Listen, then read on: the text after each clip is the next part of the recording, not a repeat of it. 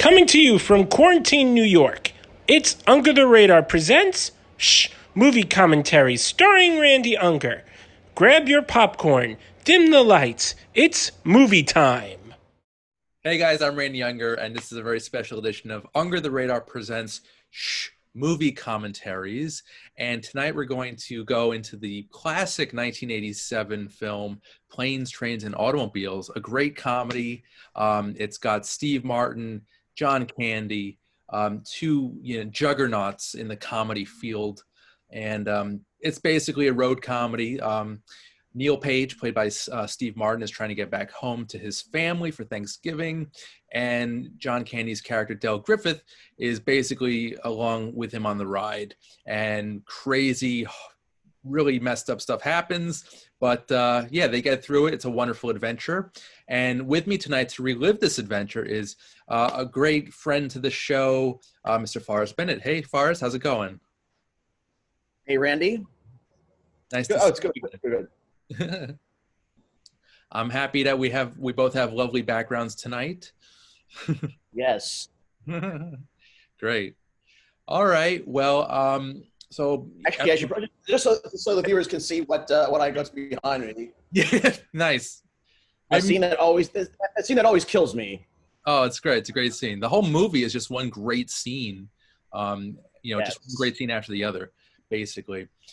So I'm playing right now. I have the Blu-ray. Forrest, I believe you're streaming right now of the film. Yeah. I thought. Yesterday I saw it was on Amazon Prime, and then when I was pulling it up today, it's gone. I had to go rent a copy of it. That's so odd because Thanksgiving is right around the corner. So yeah, but you know how it is with these streaming services. Once a certain holiday rolls around, all the good stuff gets yanked. True. And they put it back after the holiday is over. Right. Well, we'll make do tonight. Yep. All right, so everyone at home, you should right now be on the Paramount Pictures logo, and I'm going to count down from 3, and when I say play, we'll press pause and we'll play. All right, guys, so 3, 2, 1, play. Oh. Forrest, good?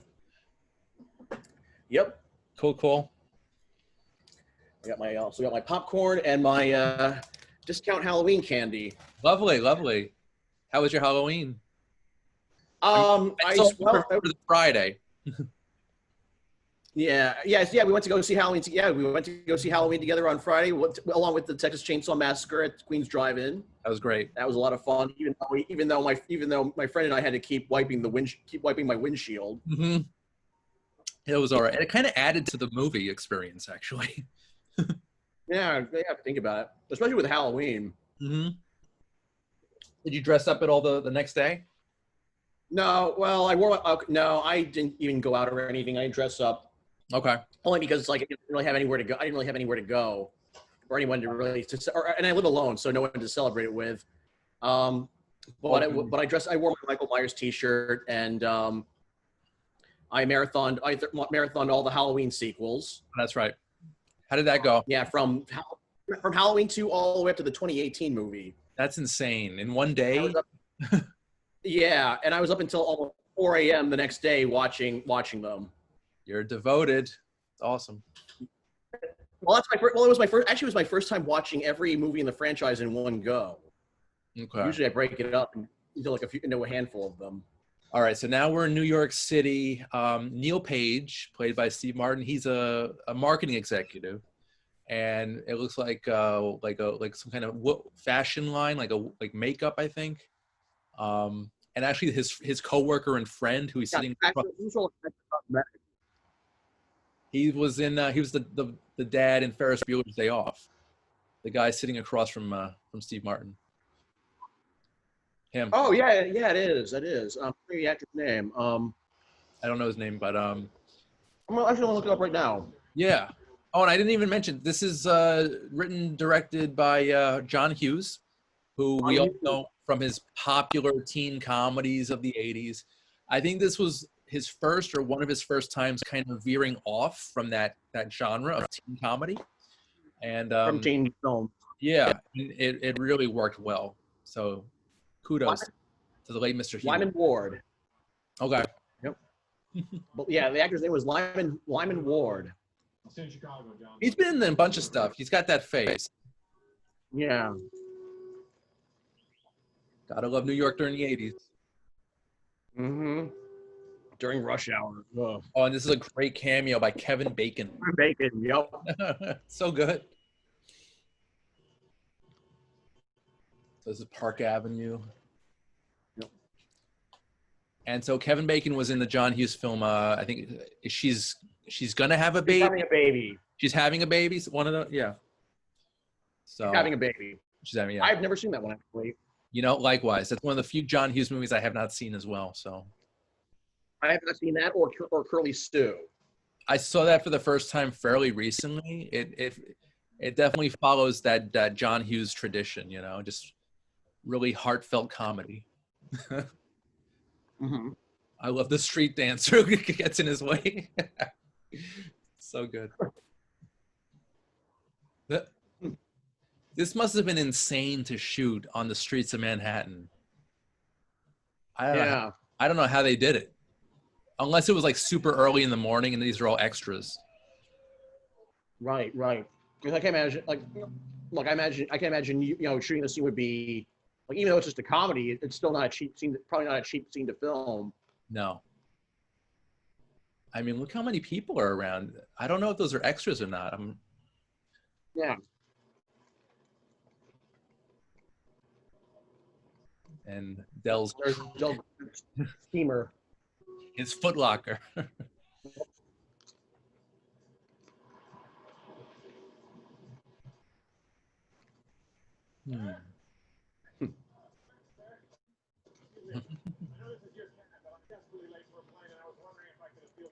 So far as, do you remember the first time you ever saw Planes, Trains, and Automobiles?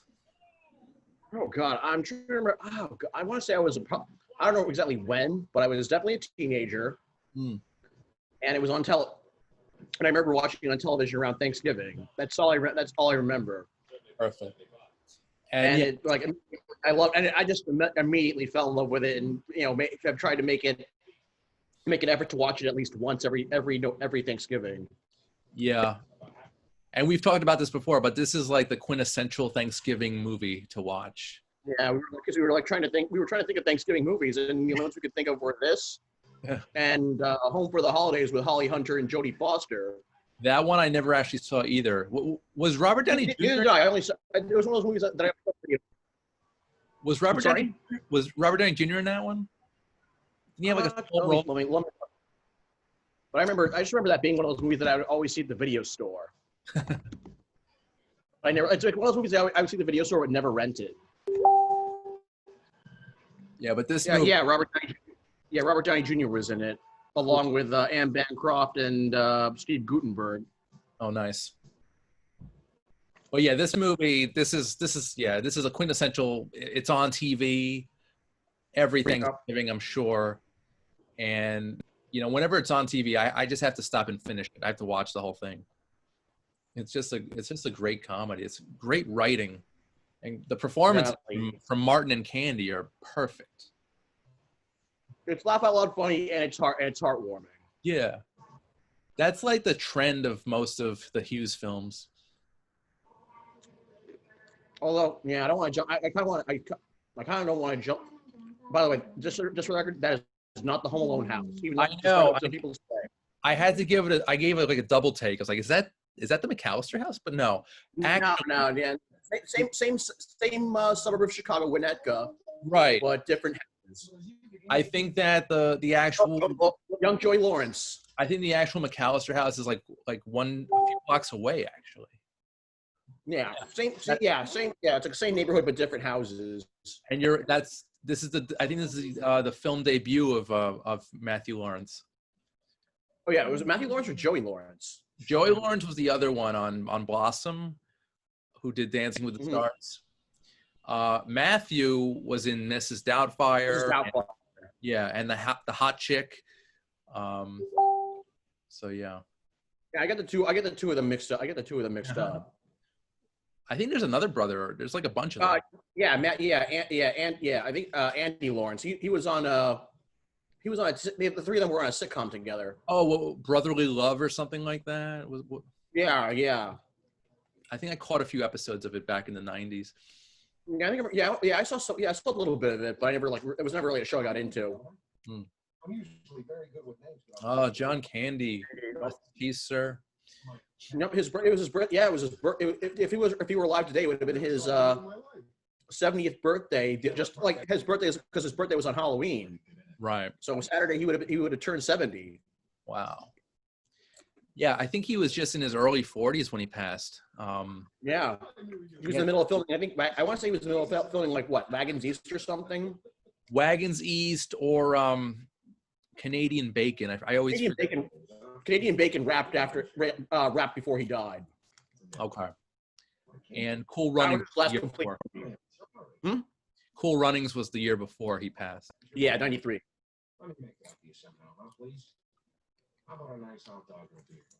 It's interesting too because Steve Martin would go on to do the remake of The Out of Towners in 1998, which was very similar premise. Travelers facing hardship and going through ridiculous adventures. But this is just a classic, no doubt about it.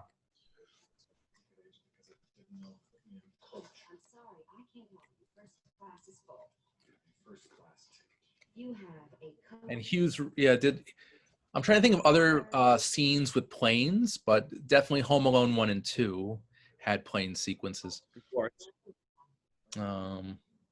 But yeah, as far as like John Hughes movies, or just like in general. John Hughes films directed or written by. Mm-hmm. This Home Alone 1, 2. Yeah. What about European Vacation? Oh wait, he didn't write European Vacation, did he? I think he wrote the first Vacation, if I'm not mistaken. Yeah, he did. I know he did the first. He wrote the first one.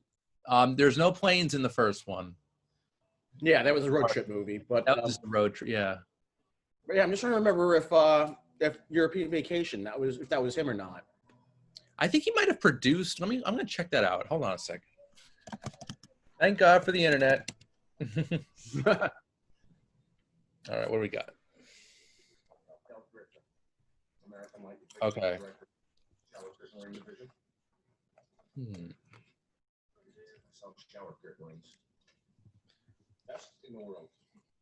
All right.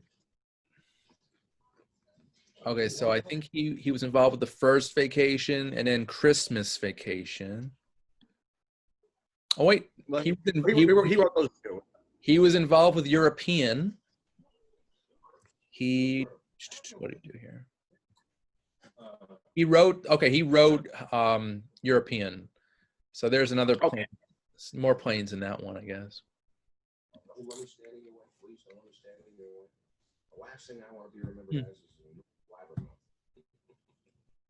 is nothing grinds my gears worse than some chowderhead who doesn't know when to keep a big trap shut. Actually, I think about John. I like about John Hughes is how Chicago always plays a role in his movies. Like it's like a character in of itself, in much the way that New York is a character in a Martin Scorsese or Spike Lee movie, or Baltimore in a John Waters movie. Yeah, well, he loves his. Is it his hometown, John Hughes? Yeah, I believe so. He was born. It says here. Okay, he was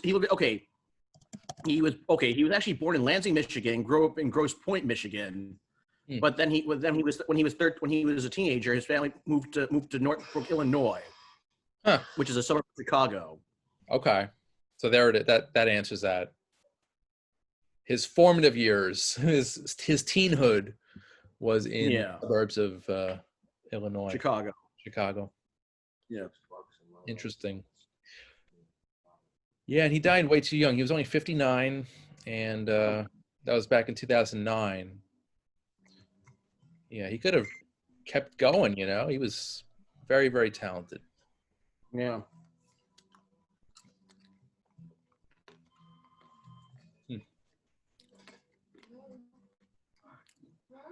I'm in Wichita.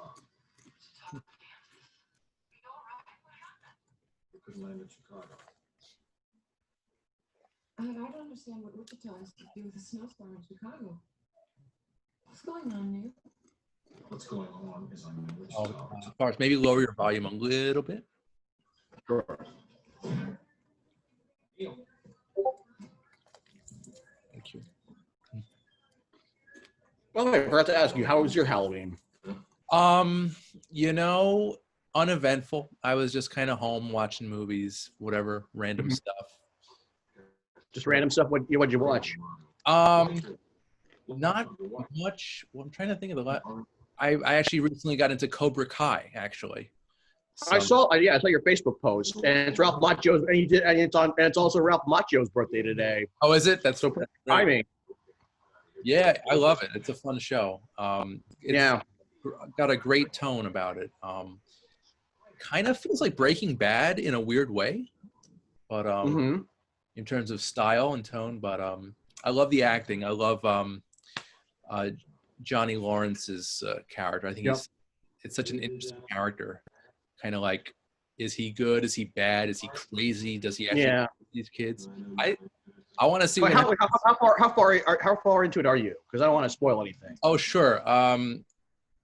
The scene that I remember last was he had all the kids in a junkyard, and the dogs are released and attack the kids. Right. Okay. So season 1. Yeah. So I'm enjoying it, man. It's a really great show. Yeah, I feel like it's the true Karate Kid sequel that 3 and the next Karate Kid should have been. Oh my God, 3 was so atrocious. But kind of weird to think though that Ralph Macchio is now older than Pat Morita was when those movies were made. He looks like he hasn't aged a day. Like, I know. He looks actually looks younger than he did in the third movie. He looks great. What is he, like early mid-50s, right? He turned 59 today. 59? Wow. Yeah. I hope I look that good at 59. Yeah, no, right?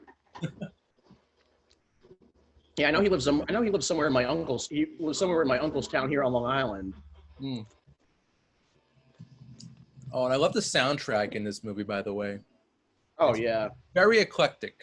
And as far as I know, you like music. You're a music buff, right? You like different genres. I'm primarily a heavy metal fan, but I keep an open mind. Yeah, me too. Well, yeah, this film is great, and another Hughes film that has actually, I think most Hughes films have great soundtracks. Yeah. Obviously, The Breakfast Club, Ferris Bueller's Day Off, the Home Alones. Movies, yep. But this movie also has a weird score by Ira Newborn. Yeah. It's kind of like I don't even know how to describe it. Like sort of like electronic, bluesy. Yeah, it's got like a weird sound. But yeah, and then there's also stuff that sounds like very holiday-ish. Mm-hmm. Yeah.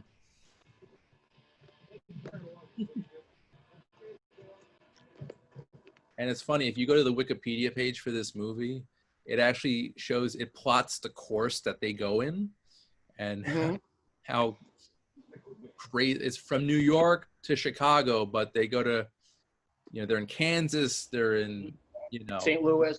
Yeah. Middle of nowhere. It's really crazy, the journey that they go through. I mean, obviously it's a little, over the top, but it creates for a very funny film. Yeah. Yeah, they go by plane, by train, by bus, rental car, and then by and milk truck at one point. Yep. It's funny. And the L. Oh yeah. Crazy. I don't think this movie would be the same if it were made today. Because they could just go. Well, did you hear that? Well, there's talk of doing a remake with Will Smith and Kevin Hart. I heard that. I just read about that yesterday in preparation for this. I'm guessing they're probably going to be going from Chicago to Philadelphia this time. That's At just least an awful idea of a movie. my only thing is would Will Smith be willing to do can he pull off Steve Martin's car rental meltdown? Probably, but you can't beat Steve Martin. I mean, come on. That is just a classic moment in this movie, and that's the moment where I forget this movie is rated R. Yeah. Actually, no. That's the moment where I remember. Oh yeah, this movie's rated R. This movie is rated R just for that 1 minute scene. Yes. For the longest time, I thought because for the most part, it seems like something you can watch. I mean, for the most part, it's pretty much a movie you can watch with your whole family, but. And you for some reason I thought it was a PG movie, but then they get to that scene, and then it's it's a shame. It's kind of a shame because this could be a family movie. Everyone sits down after waiting for the turkey to be cooked.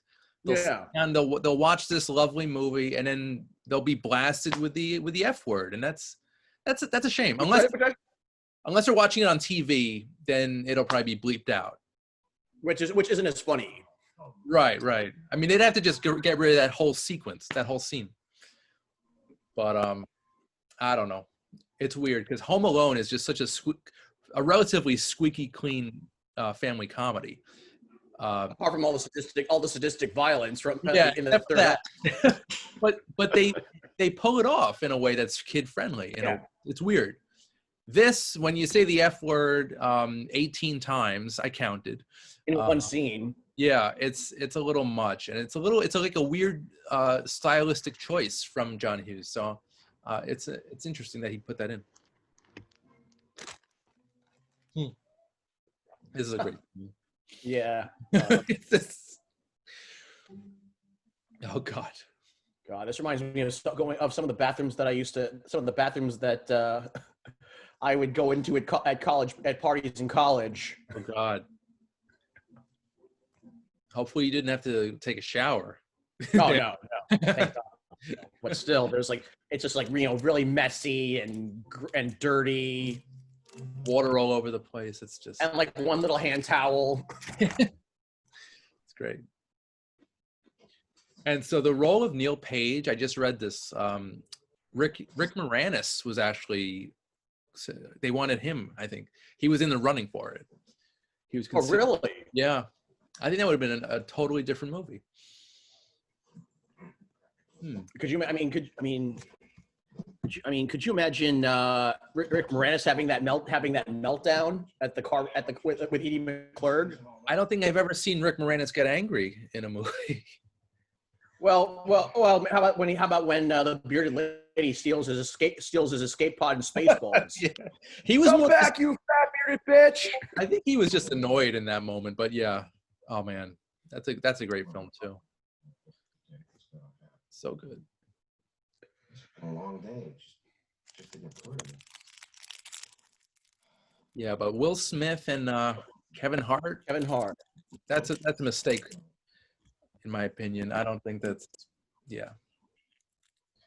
it'll probably happen eventually because they're basically remaking everything from the 80s.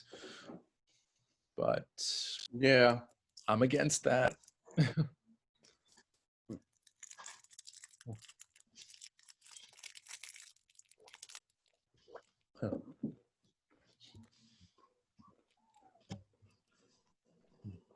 Oh, was Kenny smoking on that bed? Oh yeah, he's reading a book with a lighter. Yeah. Yeah. Actually, I think he was smoking in the hotel, smoking in the room. It's like that's one of those things that I'm like, oh yeah, this is how old this movie is. So I'm reading now. John Goodman was considered for Del Griffith. Oh, interesting. Yeah, I could see that. Been good. Yeah. Actually, I think that if not for Martin and Candy, then then Moranis and Goodman would have been a good pairing. Huh. Oh, and they would later on go on to do the Flintstones. Yep, Interesting. that's right. That's right. That would have been. And then Moranis and Martin did Parenthood, and then oh god, there was another comedy they did. Little Shop. No. Little Shop, Parenthood, and then there was another one they did. It was a comedy about where Martin played a mobster. Oh, my Blue Heaven. Yes. You know, I've never. I just saw that for the first time recently. Yeah, I hear it's really good. I haven't seen it myself. It's funny, but I couldn't buy Martin as a mobster. Yeah, it's an odd choice. See, I love this generation of comedians. You know, the Second City guys, the SNL guys, working together in great movies like this. I mean, it doesn't get any better. Classic comedies. Definitely. That's why I think if they remade this, that would be an insult, you know, to John Candy's memory, I'd say. Yeah. But you know, they're probably gonna make it anyway. Yeah. It's just a good thing that we have these movies. I mean, they've already tried Overboard, and that was awful. What was that? Anna Faris, right? Yeah. I remember the original not being that great. Like, did it really warrant a remake? It was kind of overall like maybe an okay movie at best, but it was Kurt Russell and Goldie Hawn together that made it work. Right. And they've been together since then, or if not before then. You know, they have I don't think I think they were already together before that movie. Yeah, they're not married. I think they're just in a partnership. Yeah, that's nice. Oh, Martin is such a prick in this scene. I could tolerate any insurance coming on. For days, I could sit there and listen to them go on and on with a big smile on my face. They said, "How can you stand it?" So I think the last decent Martin film I've seen was a while ago. It was 2003, Bringing Down the House. Bringing Down the House. It was him and Queen Latifah. Oh, I didn't see that. I would say for me the last good movie from him was Bowfinger. Oh god! And it was also probably the last good movie with Eddie. The last good Eddie, which was for a long time, it was the last good Eddie Murphy movie. Right.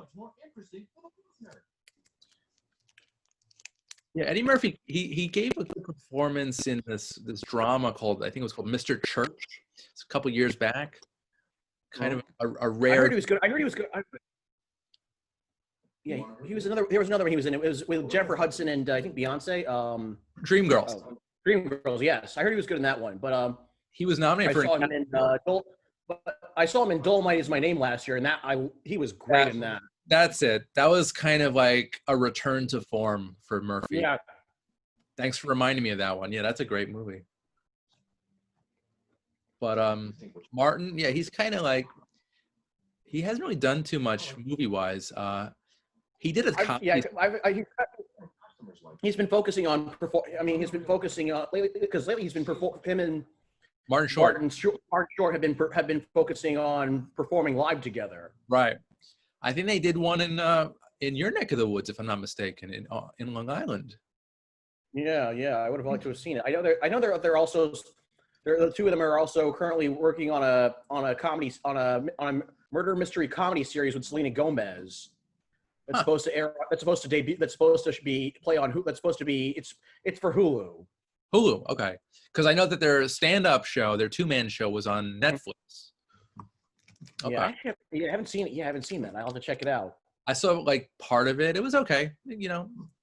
But that Hulu series, I heard it's supposed to be filming here in New York, and I would love to see if I can get in as an extra on that. Nice. Let me know too. Will do. Cool. So yeah, a few months ago, I did Cool Runnings commentary. Oh, and, nice. yeah, I mean, I love John Candy. He had such a an interesting aura. It's just this interesting. That was I would say that John Candy's death was one of the first like celebrity deaths that really hit me. Like when my mom told me he died, I was like, oh my! I was just in disbelief. You're a little younger than I am, so you must have been like 8, right? Like around 8. I was actually 6 or 7 when he died. Wow. I was about 8 or 9. No, I was I think 9, and I didn't really process it right away. But, Yeah, it hit me kind of later on. But yeah, but to that point, because up to that point, I had seen him in Home Alone, Cool Runnings. He had his cartoon series Camp Candy. Oh, and The Rescuers Down Under. What, that was on Saturday mornings, right? Mm-hmm. I remember watching it on weekday mornings. Nice. What? And he was just the head of a camp. He was like a counselor. He was a camp counselor. Yeah. And like crazy stuff happens. Yep. It was That was pretty much the premise of the show. And then they would have live action segments with him in between. Kind of like Back to the Future, the animated series. Yep. Like Back to the Future or Chuck Norris Karate Commandos. Oh God. This scene. This scene is always pillows. That's great. Great scene. Yep. And one of the DVD releases promoted it is the Planes, Trains, Automobiles. Those Aren't Pillows edition. Brilliant marketing there. Yes. So good. I love Candy's pajamas, by the way. I wish I had a set. eBay. But back to Camp Candy, I'm curious. Did Candy provide his own voice in that? Yeah, he voiced himself. That's cool. Okay, just wanted to check on that. Yeah, I remember like watching it on weekday mornings back when they had cartoons on weekday. Back when they had oh God, the underwear. Yes. Yeah, back when they had cartoons on weekday mornings. Mm-hmm. I remember those days. Yep. Well, I would say cartoons on weekday mornings and afternoons after school. Yeah, and then weekends. Stranger, are you crazy? Well, Saturday morning's not dead in my apartment, so. That's cool. Wait, so you still watch them on your own, like DVDs or streaming? DVDs and combination of DVDs and streaming. Nice. See, when I have kids, that's what I'm gonna do. But it won't just be Saturday mornings. It'll be like Sunday afternoon. The only thing though is I don't have cereal is because I don't eat cereal. I don't eat cereal anymore. So. Okay, but that's the perfect combination, Forrest. Yeah, but cereal just doesn't do it for me anymore. Just doesn't really do it for me anymore. Satiate, it doesn't satisfy. I don't even eat. I rarely even eat breakfast now. Yeah, same.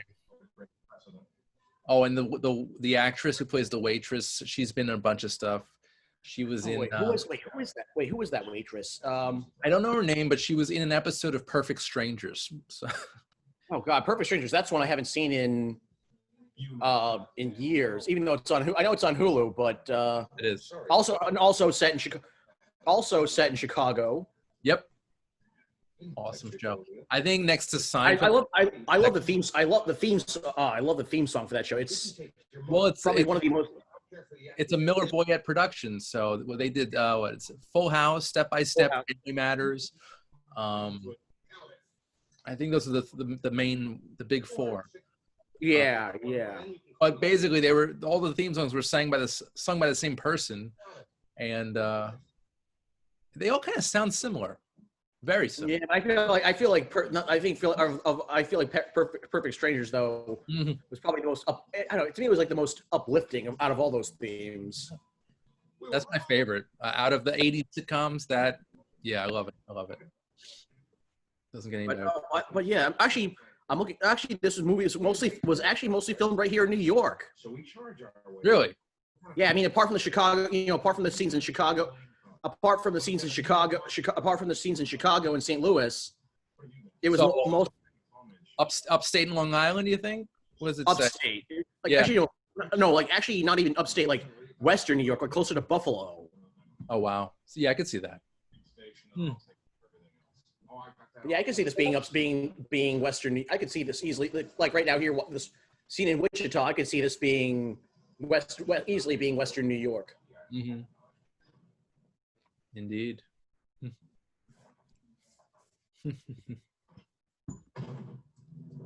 Oh, and here we have Dylan Baker. Yep. Uh, I'm disappointed that he never got to be the Lizard in the Spider-Man movies. yeah, that would have been cool. I mean, they set him up, Yeah. but then they can't. But then Sony decided to reboot. He wasn't in part 3 in the third Spider-Man. He was in the third movie. He was in the second and third movies. Right. And I think they were setting him up to be the Lizard, but then Sony decided to reboot the series instead of continuing with Raimi's trilogy, with Raimi's series. Right. Yeah, he's definitely been around. This is his first film, and It is. I believe it either his first or one of his first. Yeah. And Okay, yeah. um, Actually, yeah, it's his first movie. Yeah, we'd appreciate it. And he was born in my hometown of Syracuse, New York. oh wow, that's cool. And he's done various things, character actor, but Yep. obviously most well known for playing Kurt Connors, Dr. Kurt Connors. For Connors. Get your lazy behind out here and put that trunk up in the back. Oh, no, we've got it. It's very heavy. She don't mind. Short and skinny, but she's strong. Her first baby, come out sideways. She didn't scream or nothing. She's a real trooper. Arthur volume again. Thank you.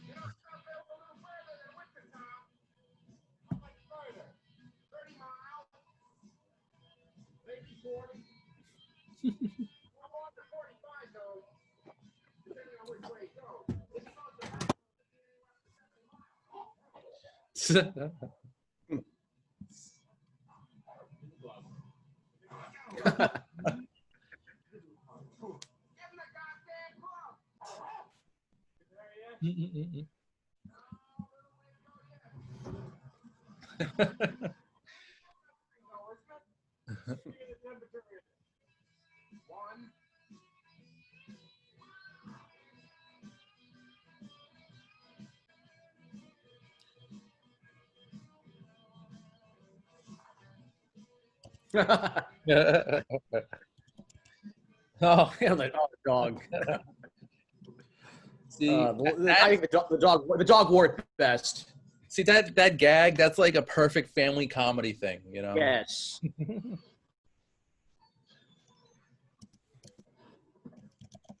They didn't have two together. Are you kidding me? Oh, I knew it. You know, the secretary was new, and I explained it. Oh, I'm sorry. I think they're just full. Well, it's the holidays, I guess. Hey, we're lucky we got a ticket. Yeah.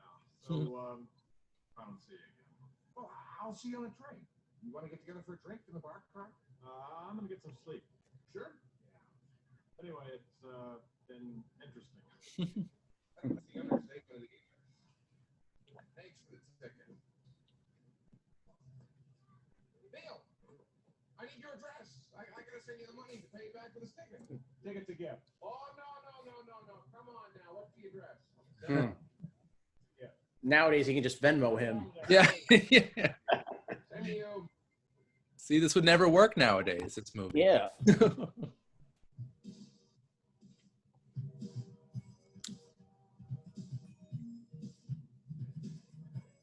And then cue the score.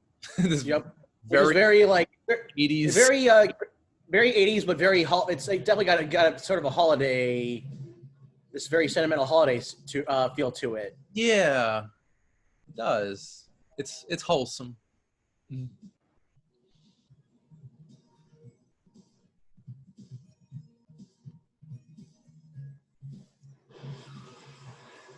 Now I feel like seeing every John Hughes movie. Do a little marathon. Maybe one day I'll do that. Maybe one day I'll do that. Yeah. So, I mean, I sort of did it, but like not in a marathon, just like one. yeah. Hughes But what film. would you do? What would you do? Every John movie? Would you do just John Waters as John Waters? I mean, John Hughes as a director, or would you do everything he's done as a writer and director? I think as a filmmaker. So As writing. a director. Yeah, definitely. Yeah, I mean, he doesn't have a very big. I mean, he doesn't have a very big filmography as a director. If you spaced it out enough, it could give you. That's like a good 2 weeks, to like really, not to do it marathon style, just like maybe a movie a night, or two or maybe 2 a day. Well, actually, if you were to watch all of his movies as a director, you could probably if you finish them in like under a week. Oh yeah, for sure. But I think the ones that really stand out, obviously, Breakfast Club and Ferris Bueller. Those two. Yeah, I would agree. Those are like, and they came out a year apart from each other. So, Yeah. 1985, 86. Yeah, those were his And years. here's the weird thing is they weren't like huge. Neither of them were. I mean, they both did well at the box office, but they weren't like huge movies. Like they weren't blockbuster comedies. Right. A lot of their success was from television and home video. Right. Yeah, getting a like sort of a cult following after. Yeah, which is interesting. It's just interesting that how much those movies blew up because of that, or how many or like movies in general that blew up because of television and home video. Yeah. I wonder like what movies there are, like as far as movies that have come out within the last decade. Yeah. What are movies that maybe they didn't do too well in theaters, or maybe they didn't do too well in theaters, but are finding an audience in the age of streaming. Yeah. It's definitely a different day, a different age. So I don't know. I mean, it's a lot easier, I guess, for movies to become cult classics with the internet. And Well, that's true. But as far as newer movies, though, what's finding an audience? What's finding an audience in the age of, as far as like I guess more recent movies, what's finding an audience in the age of the internet and streaming?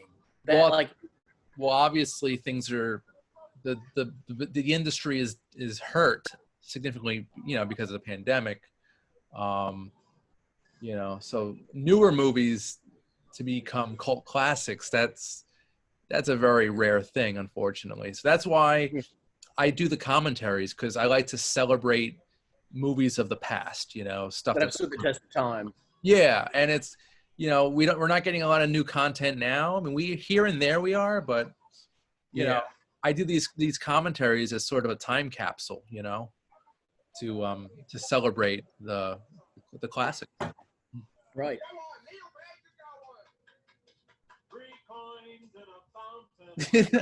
No one. Everybody's has a reaction. That's great.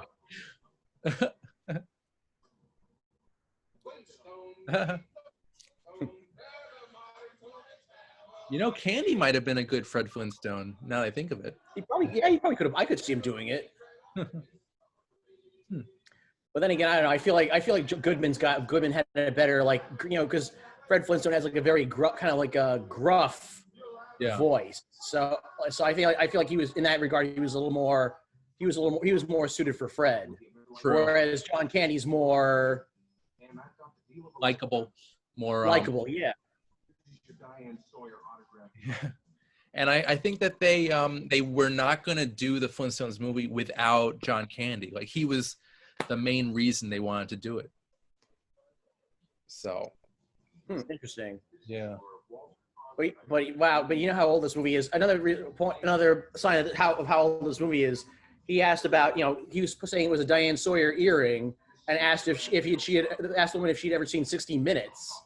Because for as long as I remember, Diane Sawyer was an ABC reporter. Wow. Yeah, this movie does date itself a little sometimes. Yeah, I think one of the rings he also had was like would belong to Daryl. He said belonged to Daryl Strawberry. I'm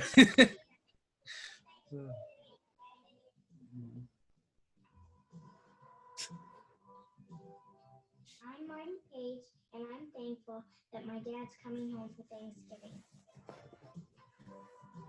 See, the actors who play his family, the wife and the two kids, Three kids actually. Yeah, they're just kind of there. They don't really do much. Yeah.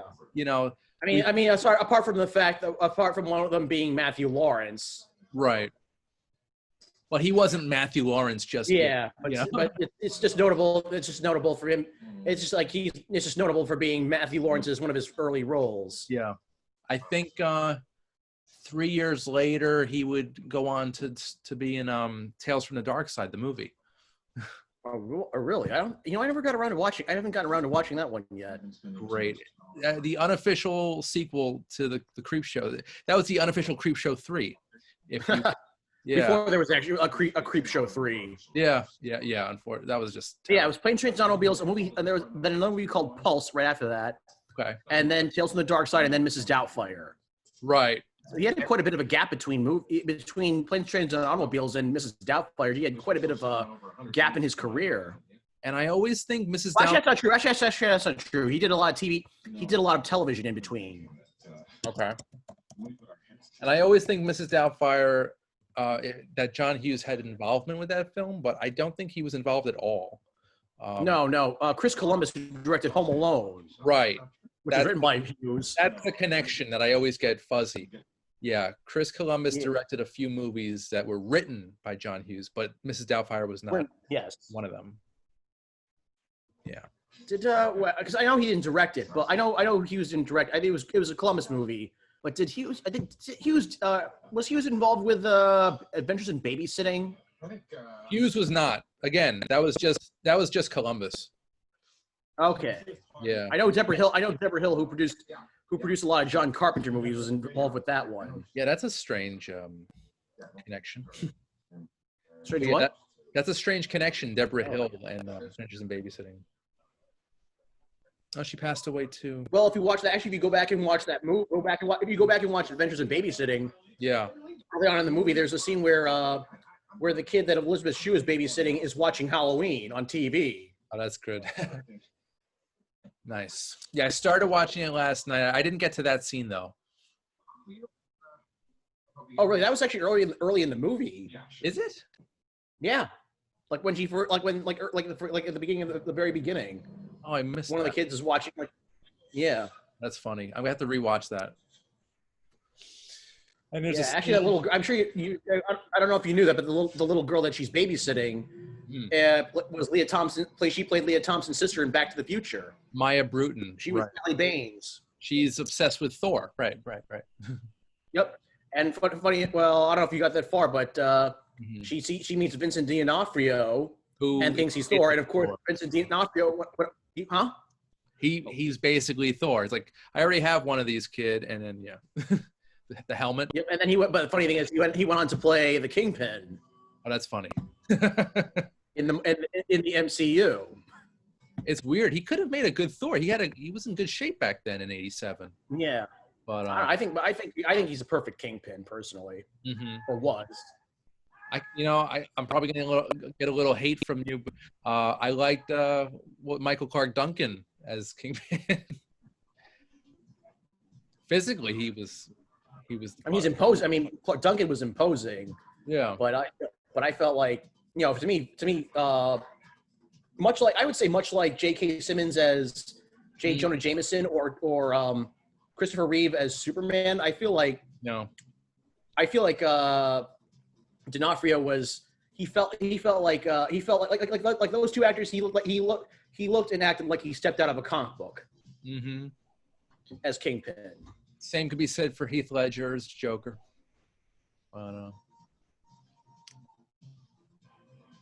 I mean, Heath Ledger was a great Joker, but I feel like he didn't look like he stepped out of a comic book though. That's Oh, okay. where Gotcha. yeah, that's kind of the thing. That was my they look like they look like they stepped out of a comic book, and they act like they stepped out of a comic book. In that respect, I think then maybe Jack Nicholson's Joker is more. Yeah, I would agree with Nicholson. Yeah. And I think Alex Ross, the comic book artist, he did some Joker drawings. There's one of the Joker and Harley Quinn, and the way he drew the Joker was obviously Nicholson inspired. So it I think I have that. I think I have that comic. I forget that. Edie McClure. Oh, here we go. The 18 F words. Yep.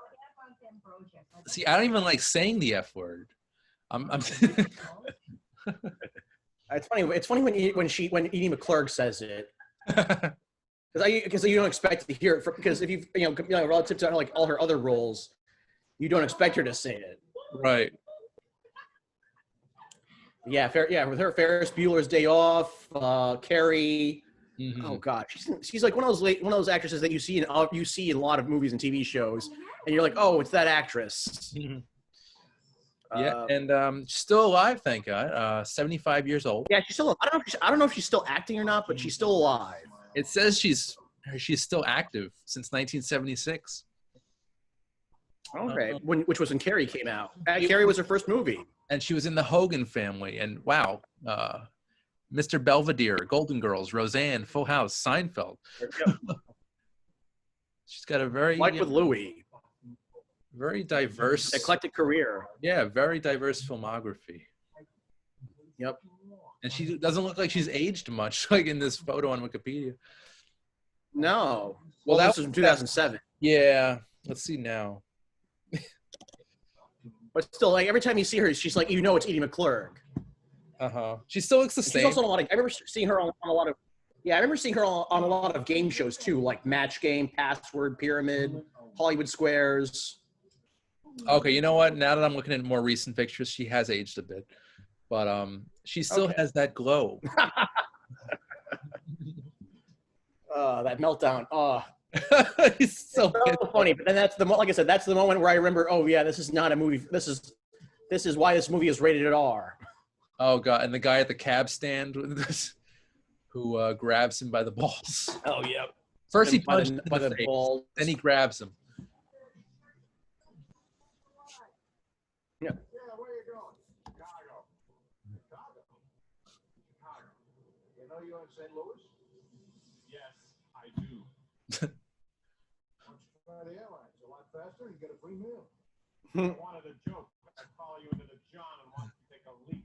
Are you going to help me or are you going to stand there like a slab of meat with mitt? Oh, God. That was unwarranted. I mean, it was sort of warranted, but that's assault. Yeah.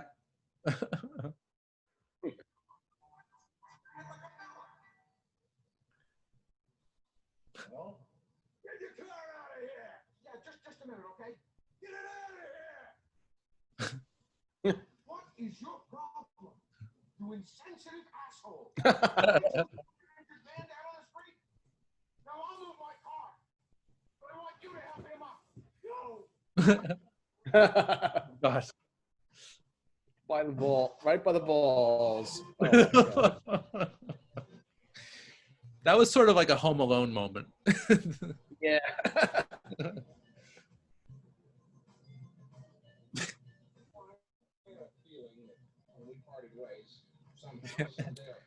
Wood panel. Oh, and you know what I saw recently for the very first time ever? Uncle Buck. Uncle Buck, really? I think I've only seen bits and pieces of it on TV when I was a kid, but as an adult, seeing the whole thing, it's a very good movie. Really. Oh, and yeah. Quintessential John Hughes, I'd say. And the first appearance of... for sure. That was Macaulay Culkin's first movie. Yeah, or one of them. I think it was the first. Yeah, it was his first. And then because of that movie, Hughes wrote Home Alone for him. Mm-hmm. Right. Like a twig on the shoulders of a mighty street. And that, what is that? What is that car, Forrest? Is that a This car? LeBaron? I think so, but that wood panel. It's like that's like that's some wood panel on cars. It's just something you don't see. Like that's definitely one of those things that definitely dates this movie, or like any movie really.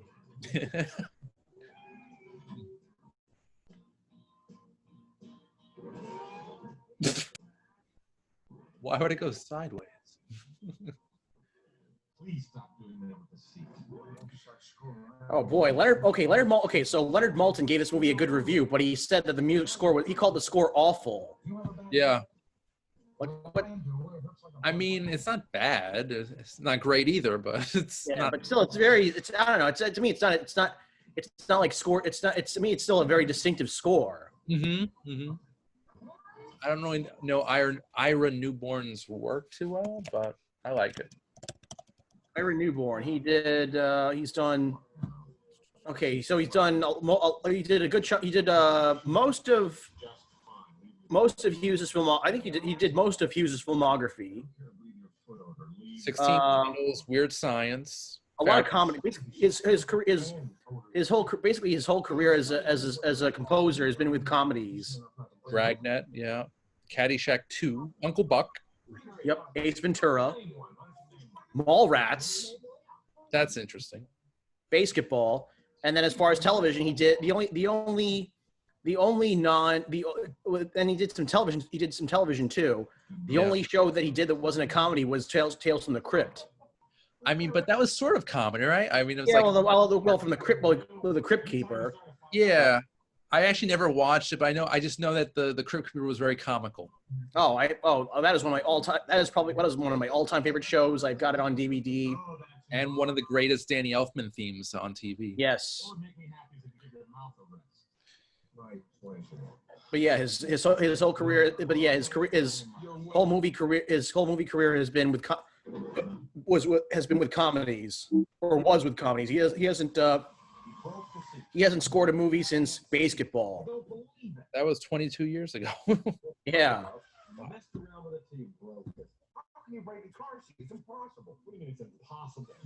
I mean, I think a composer, to be really good, really gifted, you should go outside your comfort zone. He should have done some dramas or maybe even a thriller, you know? I think that would. Yeah.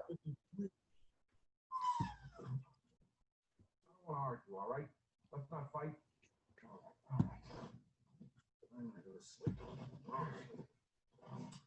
But actually, that's another thing I miss I loved about comedies from this time with the scores. Mm-hmm. But yeah, apparently this scene and the car rental scene were what convinced Martin to take this role. Oh, really? Yeah, that's what I'm seeing in the IMDb trivia. Interesting.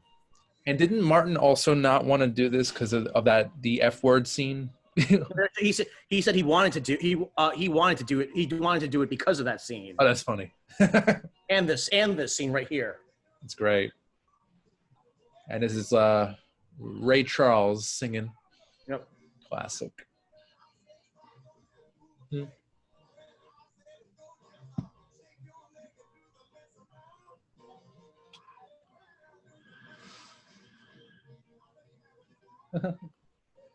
See, he's just so likable. He's so cool. Yes. I can't think of a single role where he wasn't likable. Right. Though I'm sure if he were alive, he would have taken maybe darker roles, because a lot of comedic actors do turn out to be really good dark dramatic actors. Yeah. But like later on in their career. Him and Rick Moranis. I would have liked to have seen what they would have done in their older years. Yeah. That would have been so much fun. I feel like the only one. I mean, Dan Aykroyd still acts, but he doesn't really get a lot of big roles anymore, or bigger notable roles anymore. Bill Murray's kind of really the only, and then Bill Murray's really the only one from that era who's like really stretched himself, who's really expanded his image. or Right. expanded his versatility. I think in the last 20 years, Murray has really gravitated towards more serious work. Serious or quirky. Yeah, but nothing like Ghostbusters quality. Yeah. Or Caddyshack. Right. Or Groundhog Day even. Yeah. I feel like a lot of I feel like Groundhog Day was kind of his last hurrah with those kind of movies. A good way to go out, I guess. Yeah. Plus a lot of it had to do with him and Harold Ramis having a fallout, Right. making that movie, and that's why they didn't do Ghostbusters 3. Do a full on Ghostbusters 3 together. That's a shame. But I think before Ramis passed, they did make up. I think. So that's good.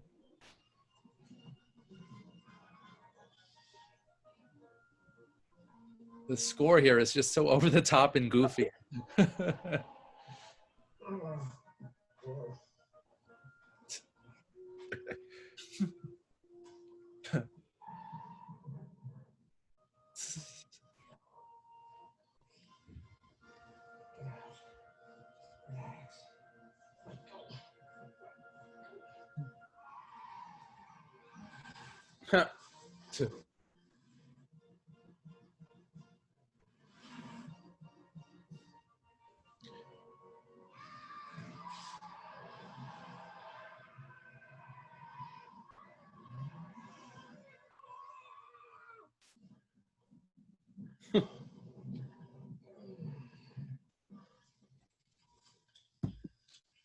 What's happening? Oh, we almost hit a deer, that's all. Are you all right? Yes, I'm fine. Yes, I'm fine. It's getting pretty hot in here. You ought to take the dark off. Yes. Yes, I will.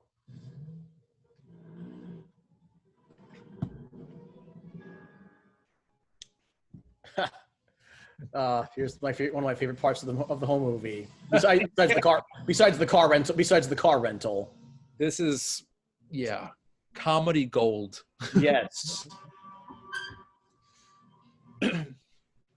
And I think they would later on use the skeleton that you're about to see in Home Alone 2. Lost in Home Alone 2, yes. It's probably the same exact skeleton, I don't know too. if it's the same skeleton, but it's definitely a similar gag. Yes. So good. What's going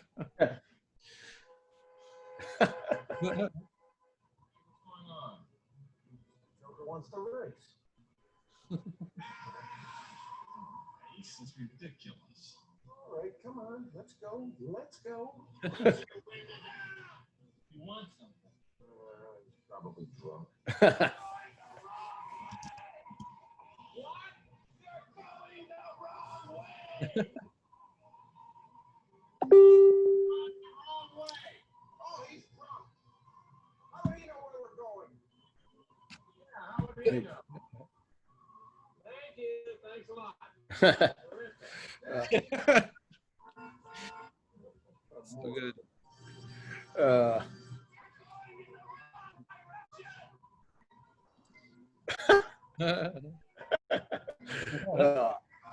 His facial expressions.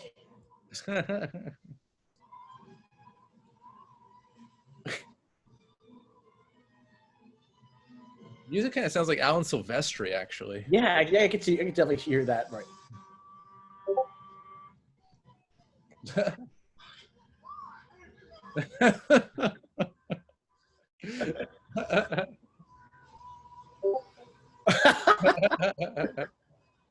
Candy turning into the devil. That Yes. that was just that just kills me. First he's the skeleton, then he's the devil. Yep. Oh, God.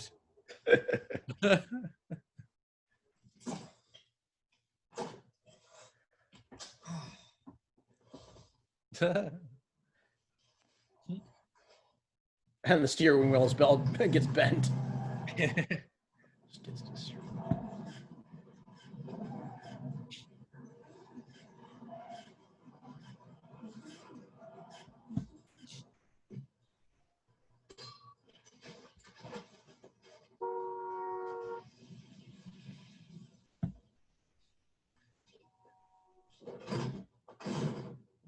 Oh, this isn't so bad. Yeah, I thought it'd be a lot worse than this. I'll be able to buff this out, no problem. Oh, yeah. Wow. I mean, that was close. We can laugh about it now. We're all right, you know. The whole... Maybe we should just get my stuff off the road, huh? What do you think? Yeah, that's a good idea. Oh, my back. Oh. Yeah.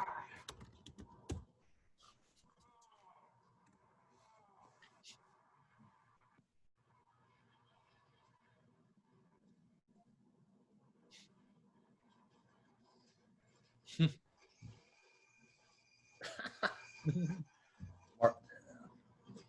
think Tom Hanks was also considered for the role of Neil Page. He would have been good. He might have been good. He might have been good. Yeah, I mean, Hanks and Candy were in Splash together, so they definitely. That's true. So that would have worked.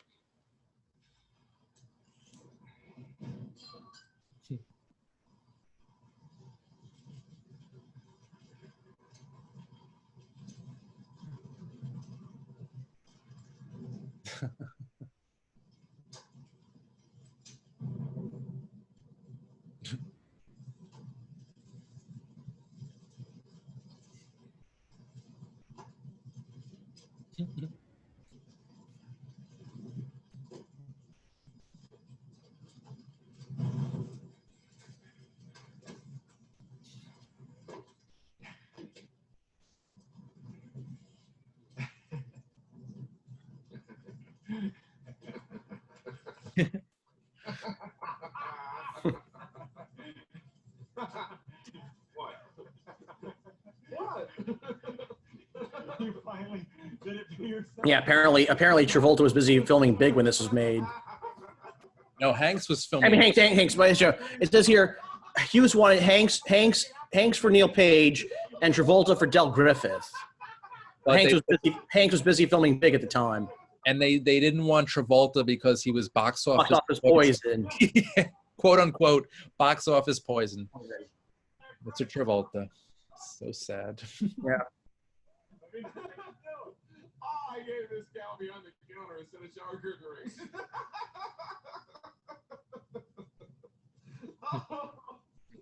Okay, so actually the Page house was in Kenilworth, Illinois, while the Home Alone house was in Winnetka. So different. So actually, different. Actually, not even the same neighborhood. Different towns, different suburbs of Chicago. Interesting. It really, like, at a quick glance, it looks like the McAllister house. It really does. Diners Club card wound up in my wallet, and you stole it. Not that you stole it. I stole it. You stole it. I did not steal my car. I didn't bring the car. I know you burned it up. Did not. I found it in my wallet. You stole it. I thought you put it there. Why would I put it there? Kindness. Kindness. You stole it. He stole it. No, I didn't. No, I didn't. I was going to send it back to you. Whatever the rental car charge was. But you didn't give me your address. What was I supposed to do? You just ditched me. I had no money. I had no cards. I had nothing. Give it back. I can't. Why not? Because why? Because when we stopped the gas up, I put the card back in your wallet.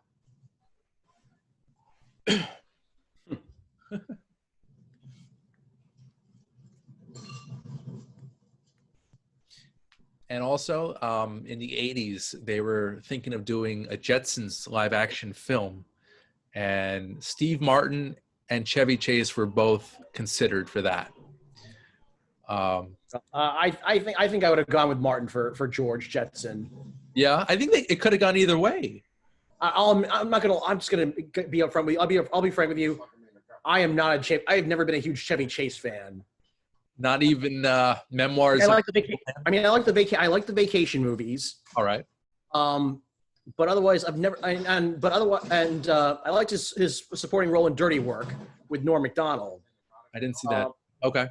But other than that, I've never been a huge Chevy Chase fan. I just never thought Chase himself was all that funny. I need one word. And actually, Caddyshack is one of my all-time favorite comedies, but a lot of that has to do with Bill Murray, Ted Knight, and Rodney Dangerfield. What about Spies Like Us? Okay, yeah, that's an exception. Same with Three Amigos.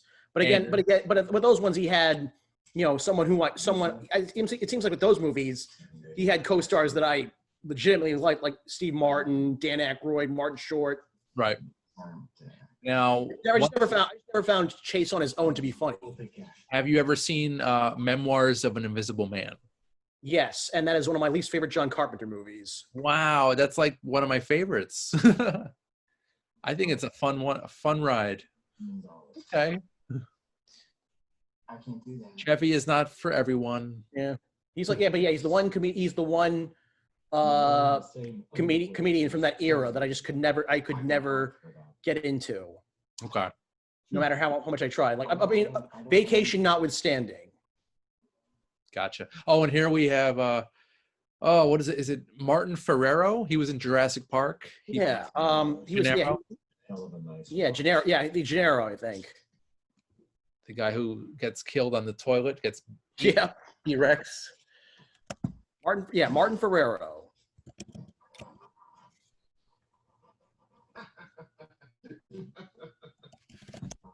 Great. Oh, that melted car. I got a slight problem here. I don't have the 42. Kind of reminds me of Tommy Boy. Yeah. Another good buddy road comedy. I think that took a lot from this movie, actually, now that I think about it. Yeah, they just changed the setting from Thanksgiving to what was it, Corporate Takeover or something? Something. They were going to sell Dan Aykroyd to get involved with the company. Yeah.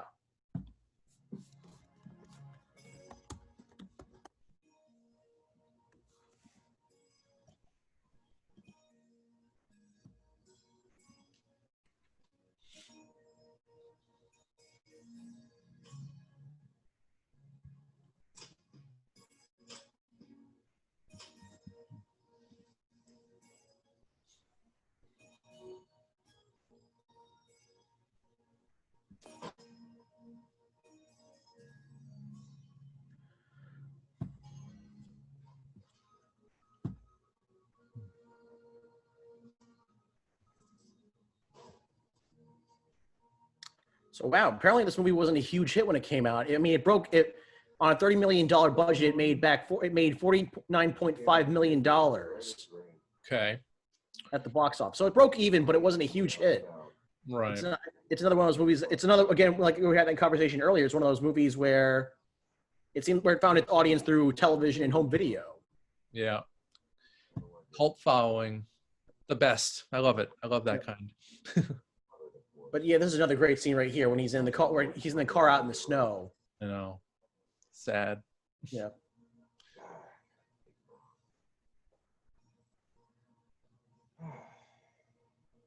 This is like one of his best performances, like right here, like. Yeah.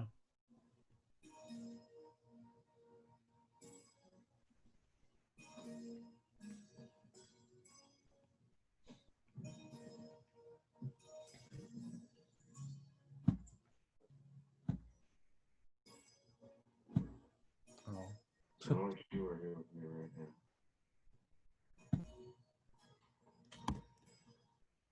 But I guess that's not gonna happen. Not now, anyway.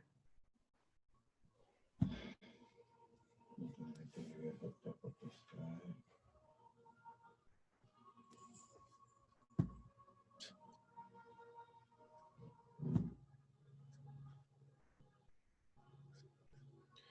And though Hughes or Columbus have nothing to do with it, at least I don't think they do, I might have to rewatch The Great Outdoors. Oh, I love The Great Outdoors. Actually, Hughes did produce that one. He produced, okay. Yeah. That was a good one too. That was a good one too. Yeah, that's a Like child favorite. Yep. No problem? This is a great scene. Drinking and having snacks, bonding. All right, this is a gin. Well, gin. Give me that. Is there tequila there? Old Mexican trick. Tequila? There you go. He actually, no, he produced and wrote it. Huh. Howard Deutsch, who directed Pretty in Pink, Right. and is the husband of Leah Thompson. He directed it. Okay. I know that name. Definitely know that name. Let's see. I'm sorry. No, I'm looking up Howard Deutsch now. But yeah, directed Pretty in Pink. I think he also did Some Kind of Wonderful. And he's married to Leah Thompson. Their daughter Zoe is an actress. Mm-hmm. All I'm gonna have around here to prove that I was here was some shower. Getting even with Dad. Oh, Macaulay Culkin. Oh, Grumpier Old Men, The Odd Couple 2. Okay. Oh, and The Replacements. A lot of TV after that. Interesting. You love her, don't you? Yeah, I love Pretty in Pink. That's a great film. Yeah. Love. Even though I'm one of those people who thinks they should have gone with the other ending. Oh, I feel dumb. Go with Ducky. Yeah, go with Ducky. Yeah, I'm definitely on the Ducky bandwagon. I mean, they all have their pluses and minuses. So it's a tough call, you know. Yeah. Well, let me just close this conversation by saying we're one unique individual. What is unique? Latin for asshole? Grab those off. I'm gonna kick them off. Well, I'll tell you, as much trouble as I've had on this little journey, I'm sure one day I'm gonna look back and laugh. You think so? Oh, I'm laughing already. Oh, God. Oh, my God. Was that scene hot or what? I feel like the big whopper. Turn me over, I'm done on this side. I'm afraid to look at my ass, you know? I'm gonna have those griddle marks on my ass. What's that? Potato chips. They're everywhere! Why do I feel like I'm a Pajamas again.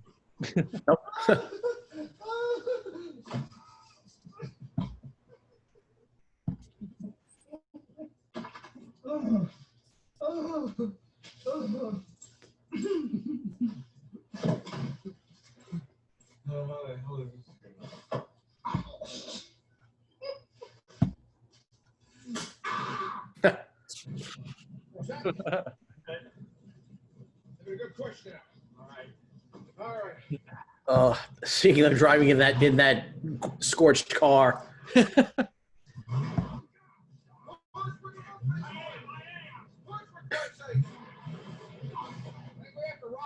I wonder what happened to that car. Did they like keep it on the lot at Paramount or? I have a feeling it's probably sitting there with the Mirthmobile from Wayne's World. I would hope so. Yeah. Well, actually, I did visit Paramount Studios last summer in L.A. Yeah. I did not see it there, but it's probably I'm sure it's somewhere in storage. Yeah. I don't think I was at Paramount Studios as well last winter, and I don't think they have a vehicle section, right? They don't have. No, they didn't. No, there's no vehicle wing. There was no vehicle wing of the tour. I mean, and I'm sure it's Paramount Pictures. There's like hundreds of notable vehicles. Yeah, but I know that like the Mirthmobile from Wayne's World is, nice. which was also the Mirthmobile from Wayne's World. Which was later recycled into the Burger Mobile for Good Burger. Really? But yeah, it's like it's just sitting in some lot somewhere, falling apart. That's a shame. That's really. Maybe Mike Myers he'll buy it or something, or maybe Cal Mitchell. Maybe. Oh, and here we have the appearance of Michael McKean, the best. He's awesome. He got fourth billing in this movie, even though he's only on screen for 90 seconds. Mm-hmm. And apparently they did like a few takes. When one of the takes he had to come back after traveling back home or somewhere. They asked him to come back to like refilm it. It's a great scene. It would have been cool if he had like a recurring role. Like they would kept getting over like every couple of miles. That would have been interesting to watch. Kind of like might have made it a slightly different. Might have made it a slightly different movie. Probably, but I'm thinking of like the cop, the motorcycle cop in Jingle All the Way, who who keeps encountering Arnold. Right. So yeah, it was weird. Like I really wish McKean had a bigger role here. I really do. I really do. I believe that. I know it's not pretty to look at, but it'll get you where you want to go. And you got no outside. Side note, Better Call Saul, McKean is amazing in that. I have never seen that or Breaking Bad. Oh my God, Forrest. I know. I have to get. I don't watch. I'll admit, I don't watch a lot of television. Okay, well, Breaking Bad feels like a movie. It's like one long episodic movie. So, take that with you. Consider it. But for me, Michael McKean, this is Spinal Tap. Oh my. Yeah. Which is one of my top 3 movies of all time. Wow. Okay, so Aliens, The Toxic Avenger, and then this is Spinal Tap. And then, but if you want my top 5, then it would be Aliens, Toxic Avenger, Spinal Tap, Halloween, and Animal House. Nice collection, sir. Cool. Oh, thank you. Very eclectic. For me, I'd say Ghostbusters 2, sentimental. Ghostbusters 2 over the original. Yeah, or maybe both of them. No, I love Ghostbusters 2 more because it's the first movie I ever saw. I wore out the VHS, and it just has a really warm heart. Yeah. Well, to be fair, I'm sure you saw it on my Instagram or Facebook, but I did get a custom Ghostbusters 2 COVID mask. Beautiful. See, I need that in my life. I can ask my cousin if his friend can make one for you. That would be amazing. Yeah, let me know. I'll give you the money, whatever. So basically, Ghostbusters 2, the Back to the Future trilogy, top 10 for me. Back to the Future's top 10 for me. All 3 of them rolled up into one movie. Oh, same. What would 3 be? Oh, Jurassic Park, the original Jurassic Park. Great movie. Number 4 would be Glengarry Glen Ross. I love the cast in that. It's just probably my favorite cast of any movie. Oh man, I haven't seen. Actually, I don't think I've seen that one. Al Pacino, Jack Lemmon, Kevin Spacey. Oh yeah. The list goes on, really. And number 5 would be Tim Burton's Batman. So that's my top 5, and I'm sticking by it. Yeah, same with me. Same with mine. I know Ghostbusters is a better movie than the sequel. Yeah, but for sentimental reasons. Personally, when it comes to apparel, like I have a Ghostbusters 2 mask and a Ghostbusters 2 T-shirt. Like anybody can wear the original Ghostbusters logo on their chest, but it takes a hardcore fan to wear the Ghostbusters 2 logo. I love it. That's why I want that mask. So that's awesome.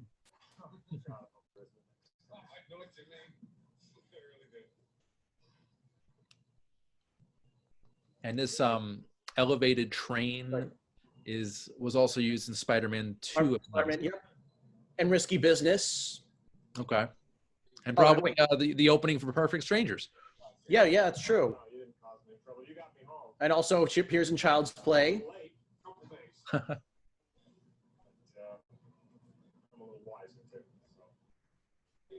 Yeah, the L is you can't have a movie set in Chicago. It's like almost any movie in Chicago without the L. The Fugitive. Oh, classic. It's still running. They still have it. The L. Of course, that's basically their subway. That's basically their subway system. Okay. Or that is their subway. That is their subway system. That's great that it's still functioning.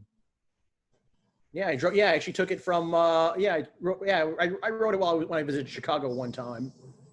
Going from whatever they call the White Sox ballpark, because they keep changing the name, to down. I wrote it from there to downtown Chicago. I was in Chicago briefly a number of years ago for Wizard World Comic-Con. Went with my dad. It was interesting. It was his first con. We weren't there we were just at the convention. We didn't really go to sightseeing, but it's a city I wouldn't mind exploring. Yeah. Yeah. No, I went there. I went there once. Like when I was in college. I was actually there to sit in the studio audience of Jerry Springer. but I decided to make it a 2-day. One day just to go see the show, and then another day just to explore the city. Nice. How was it? It was a lot of fun. Great. Unfortunately, yeah, it was a lot of fun. Only thing was, like, I guess because I was looking at maybe going to Wrigley Field, but the Cubs were out of town. Because I was otherwise trying to do the like the best way to see Chicago as a tourist is the Ferris Bueller, take the Ferris Bueller tour of it. Do they have an official tour? Or do you have to do it yourself? No official tour, but just like hit up all the locations that he hit up in the movie. I love it. It's a good idea, Fars. Let's go.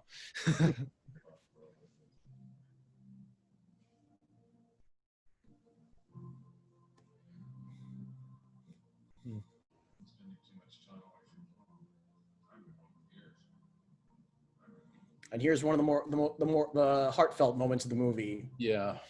This one should have at least gotten Candy at least I felt like this is one moment that should have gotten Candy at least a Golden Globe nomination. It should have. Yeah. I don't think it was nominated for any Oscars though. Yeah, no, sir. Yeah, no. Yeah, I didn't get any award. Yeah, I didn't get nominated for any major awards at the time. Trying to think. Checking now if Hughes has ever won or been nominated. Let's see here. Accolades. Yes. I don't have a home.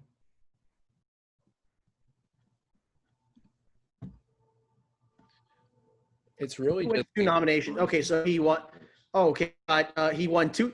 He was nominated for 2 stinkers for Flubber and Dennis the Menace. Not something to be proud of. Well, actually, I like Dennis the Menace. And I kind of like Flubber too. That's a kind of a fun movie. I was not a Flubber fan. I love the fact that Danny Elfman did the score. It's just like a really zany, fun score. And the visual effects are pretty good for the time, 1997. But yeah, Robin Williams was there. He kind of phoned it in a little bit. Yeah. Not a great film, but it had some redeemable qualities. Up and here we are. They finally made it. They finally made it home. Yes. But yeah, like I said, Candy should have at least gotten at least nominated for a Golden Globe or an Oscar for that just for that scene alone. Yeah. He definitely showed a lot of range, a lot of emotion. Very goofy and likable, but at the same time very sweet and sentimental. Yeah. Would have loved to have seen more of his work later on. Yeah. But I think Uncle Buck that might be his best film. Or maybe I think I would agree. I think I would agree. Maybe a tie between this and Uncle Buck. Yeah. I would say Candy. I would say this movie, Uncle Buck, Cool Runnings. Cool Runnings, he showed a lot of emotion too. Really dark performance, actually, if you think about it. Yeah. Oh, and Spaceballs. Definitely Spaceballs. Also, I would also put Spaceballs on there too. Yeah, and I liked him in Splash. I thought he was very good in that too. What did you think of Summer Rental? It's been a long time since I've seen it. I just remember the scene of him on the beach pouring water from. Yeah. But I did a few months ago. I did watch it in a marathon of movies starring Cary Green. Okay. So it was that movie, The Goonies, Lucas, 3 for the Road, and then Blue Flame. She had a very short-lived film career. Yeah, I just know her from, honestly, just The Goonies, really. I think she's in something new actually coming out soon. No, she actually stopped acting like almost 20 years ago. Did she really? Yeah. Maybe the film I saw that she might be attached to came out a while ago and it's being re-released, or was something happened with it. Yeah, I know she did some, like, the last thing she did was some indie movie with Serena Vincent, who played the Yellow Ranger in Power Rangers Lost Galaxy. Okay. Let me look it up. Kerry Green. Well, there you have it, guys. We've got Planes, Trains, and Automobiles. Yep. Well, there's a post-credit scene. You're right. Thank you so much for reminding. That's one of Hughes did that. I think did he do that in all of his films, or some of them, or most? He did some in some of them. I know he did it for here and for Ferris Bueller's Day Off. Mm-hmm. What are you guys still doing here? The movie's over. Go home. It's a great. Let's at least stick around. Yeah, let's stick around for the after credit. Of course. Yeah, that was a rare thing to do back in the 80s, doing the post credits. Right. Yeah. Interesting choice by Mr. Hughes. I'm just wondering if any of other. Let me just look at John, because I know that in Ferris Bueller, but I'm just trying to think if there was any other post credits. If any of their movies had post credit scenes. That's a very good Google search. Yeah. So I'm going through this list right now. It's Ferris Bueller. Okay. Oh, and also I should mention that this movie, I believe there was a cut. It was going to be like 3 hours long. Yeah, because apparently he shot like 800,000 feet of footage. Yeah, but I think Steve Martin went to him and said, "Can we cut this a little bit? Yeah, it's kind of long." He almost could have been Judd Apatow before Judd Apatow was a name. Yeah, no, but an hour and a half. 90 was perfect. Perfect length, definitely. Yeah, for a comedy. Yeah. I feel like with comedies now, or more recent comedies, they really I feel like the editors need to start reining in the directors, especially Judd Apatow. I think he is the worst offender of that. Yeah, his last film, The King of Staten Island, it went a bit long. I think it was over 2 hours. I didn't see that one, but I don't know. I've kind of come to a point where Judd Apatow doesn't really even though his movies do get a lot of are considered good, I just can't sit through them anymore. Yeah. Well, some of them are sittable, if that's a word. I loved 40-Year-Old Virgin and Knocked Up when I was a teenager. Did you see Funny People? I did. I saw it when it came out. Me too. I liked it at the time, but I feel like now I couldn't sit. I feel like if I watched it now, I couldn't sit through it. I mean, I didn't like it the first time I saw it either, but I saw it recently. I know. I'm saying I liked it when it came out. You did like it. See, I'm the opposite. I didn't like it the first time. Second time, this is really good writing, good directing here. And Sandler gave it another great semi-dramatic performance. Yeah, I think for me that was definitely the highlight of the movie was Adam Sandler. Mm-hmm. Especially because it was a deconstruct. It was the deconstruction. It was basically a deconstruction of his career. Yeah. But Apatow, I just feel like his editors or producers really need to rein him in. I feel like he's one of those directors who really needs to be reined in. He what? I'm sorry.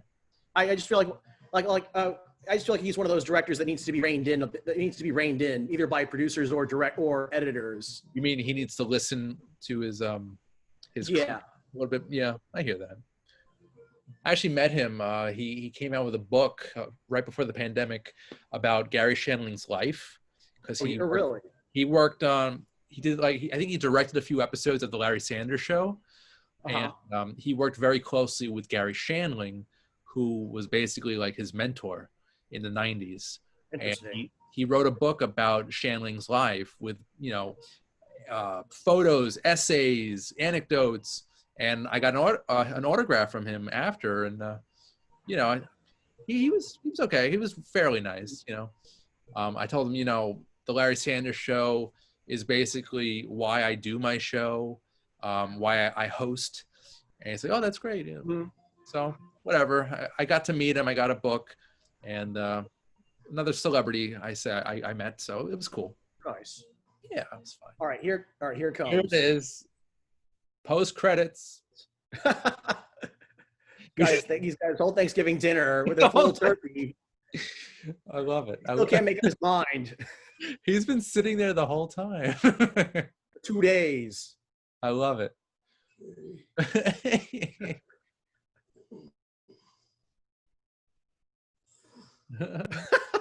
I wonder if that's actually how ad executives well, the how older is ones, ad executive. the eccentric ones, probably. Awesome. So there you have it, guys. Planes, Trains, and Automobiles. Forrest, what was it like for you? This was so great. This movie just gets better and better every time I see it. Oh, I agree, absolutely. So It's like truly one of the greatest like comedies, one of the greatest movies of all time. And even though it's a very short list, it is the king. It is the king of Thanksgiving movies. yeah. Or the And- center. It is the centerpiece Yes. of Thanksgiving movies. This is the roasted turkey of Thanksgiving movies. That's I mean that in a good way. And I'm still racking my brain. Like I can't think of any other good or any other Thanksgiving movies to think of, except for Home for the Holidays, which I haven't even Home seen. for the Holidays, and then some really schlocky slasher flicks. That's it. Slim pickings. Oh man. Well, Forrest, I want to thank you so much for your time tonight. This was a lot of fun, obviously. Thank you for having me on. It's always a pleasure to be on. Of course, and I'll have you on again soon for something else. So sure, we'll think of something. Oh, for sure. Awesome. Well, if you guys are watching this around Thanksgiving time, happy Thanksgiving to you and your family. Happy Thanksgiving. Happy Thanksgiving, Forrest. Thank you for joining me. And everyone at home, thank you so much for watching. I'm Randy Unger, and this has been Unger the Radar presents Movie Commentaries. So we'll see you next time. Be well. Thanks so much. Take care. Bye.